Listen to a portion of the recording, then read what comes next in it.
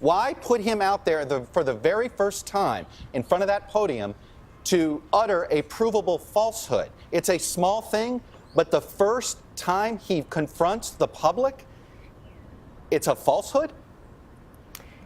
Chuck, I mean, if we're going to keep referring to our press secretary in those types of terms, I think that we're going to have to rethink our relationship here. I want to have a great open relationship with our press, but look what happened the day before, talking about falsehoods. We allowed the press to come into the Oval Office and witness President Trump signing executive orders. And of course, the Senate had just confirmed General Mattis and General Kelly to their 2 posts, and we allow the press in. And what happens almost immediately? A falsehood is told about removing the bust of Martin Luther King Jr. from the Oval Office. That's just flat out false. And it was corrected immediately. Chuck, why was it said? Chuck, why was it said in the first place? Because everybody is so presumptively negative. Climb into the head of that reporter. No, that it's okay. No, excuse me. Oh, no. That reporter was writing on behalf of the press pool. That falsehood got spread 3,000 times before it was corrected. Excuse me. It does not excuse, and you did not answer the question. I did answer your question. No, you did not. You did not answer the question of why the president asked the White House press secretary to come out in front of the podium for the first time and utter a falsehood.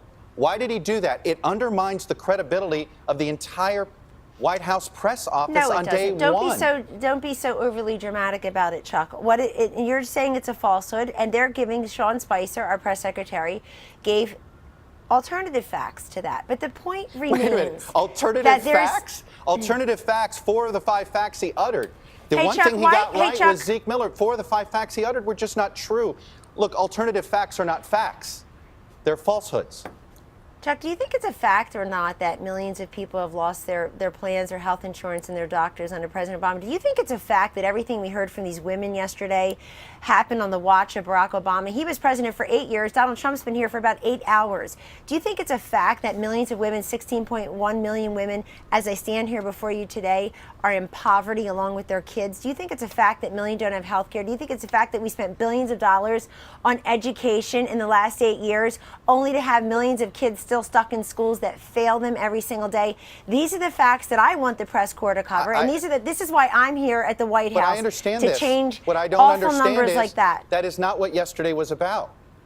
So you have not answered the question. You did not answer the question. It's what this presidency is going to be about. You sent the press secretary out there to utter a falsehood on the smallest, pettiest thing. I don't think anybody can prove that. Look, I actually don't think that. Maybe this is me as a pollster, Chuck, and you know data well.